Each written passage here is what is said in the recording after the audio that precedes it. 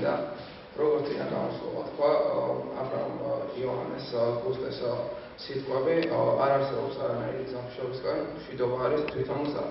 მართლაც მშვიდობა არის გზა, რომელიც ადამიანის გულსა და გონებაზე გადის. ინდოეთში სიტყვა მშვიდობა არის შანტი და იგი გულისხმობს გონების სრულყოფილ წესრიგს ან გონების სიმშვიდეს. მშვიდობის კონცეფციას გააჩნია მნიშვნელოვანი კულტუროლოგიური განზომილებები. ჯიმი ჰენდრიქსი ამბობდა, როცა სიყვარულის ძალა დაამარცხებს ძალის სიყვარულს, მაშინ მსოფლიოში მშვიდობა დამყარდება. ჩემი ღრმა რწმენით, თუ ადამიანის შინაგანი კონსტიტუციის ერთ-ერთი მუხლი მაინც ექვემდებარება მშვიდობის დაცვას, მშვიდობის დამყარებას და ასეთი ადამიანების საზოგადოების უმეტეს ნაწილს წარმოადგენენ, მაშინ გვაქვს იმის გარანტია, რომ მსოფლიოში მშვიდობა დამყარდება. გავრცელებული აზრია, თუ გინდა მშვიდობა ემზადე ომისთვის. შეიძლება ითქვას, რომ სიმართლის პატარა მართვალი ამ სიტყვებშიც არსებობს. ვიქტორ ჰიუგოს სიტყვები, მშვიდობა ცივილიზაციის სიტყვა, ომი კი მისი დანაშაული. სწორედ რომ ასეა, კონფლიქტის მოგვარება მშვიდობიანი გზითაც შეიძლება, მაგრამ ეს მხოლოდ ცივილური საზოგადოების უნარია. ადამიანები წარმატებით აშენებენ მშვიდობის ხიდებს, მშვიდობის ქანდაკებს. ძალიან ბევრ ქალაქში არის მშვიდობის გამზირი, მაგრამ იგივე ადამიანები, რომლებიც ამას ქმნიან, იგივე წარმატებით ერთი ხელის მოსმით მიწასთან ასწორებენ ქალაქებს, ხოსავენ ხალხს, ანადგურებენ ისტორიას. საინტერესოა, რას ქმნიან ადამიანები, რა არის მშვიდობა, ის რომ ომი არ არის, ის რომ ადამიანები არ იხოცებიან თუ ის რომ ქალაქები არ იმრევა. ვფიქრობ, მშვიდობა არის ის, რომ ომის ან კონფლიქტის არარსეობა თან ერწყმის თანასწორობას, სამართლიანობას და განვითარებას. აქედან გამომდინარე, სოციალური სამართლიანობის მაღალი დონე და დანაშაულის მინიმალური რაოდენობა არის ყველაზე ზუსტი მახასიათებელი, მშვიდობის ყველაზე ზუსტი მახასიათებელი. სადან რატომ იწყებს ადამიანი მშვიდობის დამყარებას?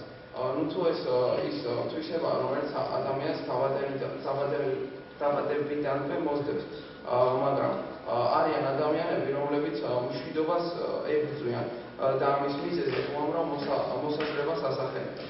მშვიდობის მოსპობით ხომ ადამიანების ხალხის ყოფა ისპოვა. ბევრი ფიქრობს, რომ ომის დამთავრების შემდეგ ყველა პრობლემა გადაჭრილია, მაგრამ რეალურად სამუშაოს უდიდესი ნაწილი შესასრულებელი რჩება. შეიძლება ითქვას, რომ მშვიდობა არ არის მხოლოდ განიარაღების საკითხი, ის დაკავშირებულია ყოველი ადამიანის ცხოვრებასთან. თუ ჩვენ დღეს არ გვაქვს მშვიდობა, ეს იმას ნიშნავს, რომ ხალხს არ ახსოვს, რომ ისინი ერთმანეთს ეკუთვნიან. ეს სიტყვები მშვიდობის შესახებ დედა ტერეზას ეკუთვნის.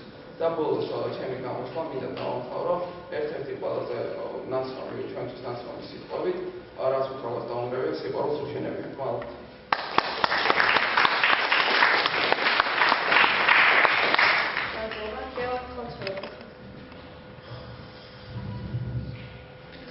საინტერესო იყო. მე მივესალმები საერთოდ იმას, რომ თქვენ ვცდილობთ თქვენი საკუთარი მოსაზრებები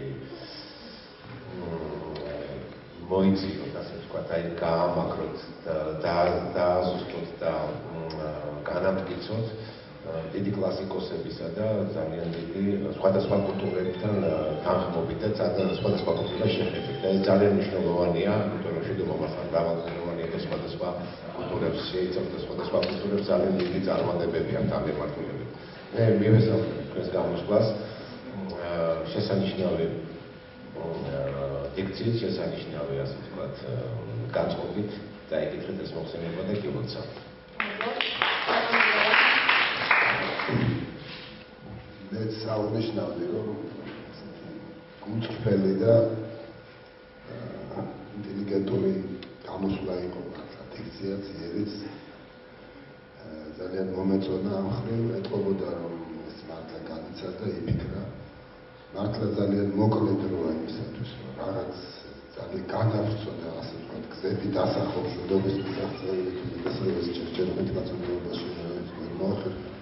მაგრამ თვითონ გამოსვლები ნამდვილად კარგია და ძალიან მიხარია, რომ ასეთი კარგი ბავშვები მართლა ეთქვათ, რომ უცხოელად ფიქრობენ ის ყველა საკითხებზე. მადლობა.